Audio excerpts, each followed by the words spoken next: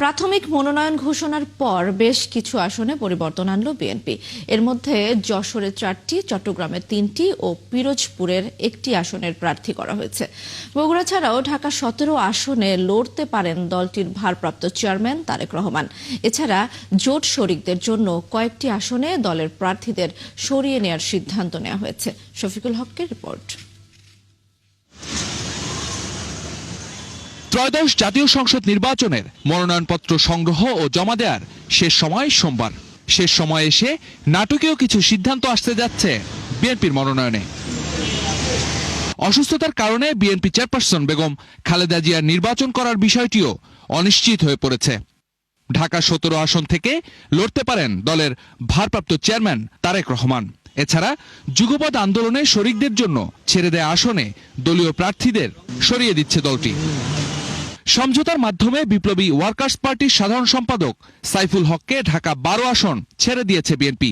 এ আসনে বিএনপির প্রার্থী হিসেবে মনোনয়ন দেওয়া হয়েছিল যুবদলের সাবেক সভাপতি সাইফুল আলম নীরবকে। ফ্যালকন অ্যালুমিনিয়াম মাল্টিলেয়ার অ্যানোডাইজড হওয়ায় সম্পূর্ণ scratch proof. Falcon aluminium. Pirojpur 1 আসনে মনোনয়ন পেয়েছেন অধ্যক্ষ আলমগীর হোসেন। এই আসনে এর আগে বিএনপির শরিক দল জাতীয় পার্টির চেয়ারম্যান সাবেক মন্ত্রী মোস্তফা জামাল হায়দারকে মনোনয়ন দিয়েছিল। চট্টগ্রাম 4 আসনে বিএনপির প্রাথমিক মনোনয়ন পাওয়া কাজী সালাউদ্দিনের পরিবর্তে মোহাম্মদ আসলাম চৌধুরীর নাম চূড়ান্ত করা হয়েছে। চট্টগ্রাম 10 আসনে মনোনয়ন পেয়েছিলেন বিএনপির স্থায়ী কমিটির সদস্য আমির খসরু মাহমুদ চৌধুরী। বর্তমানে তাকে চট্টগ্রাম 11 আসনে প্রার্থী করা হয়েছে। আর চট্টগ্রাম 10-এ প্রার্থী করা হয়েছে প্রয়াত বিএনপি নেতা আব্দুল্লাহ আল নোমানের ছেলে সাইদ আল নোমানকে। যশোরের 6টি আসনের মধ্যে 4টিতেই প্রাথমিকভাবে মনোনয়ন দেওয়া প্রার্থীদের পরিবর্তন করেছে বিএনপি। যশোর 1 আসনে মফিকুল হাসান তৃপ্তিকে পরিবর্তন করে নুরুজ্জামান লিটনকে মনোনয়ন দেওয়া হয়েছে। যশোর 4 আসনে টিএস আইয়ুবকে পরিবর্তন করে মতিয়ার রহমান ফরাজিকে মনোনয়ন দেয় বিএনপি।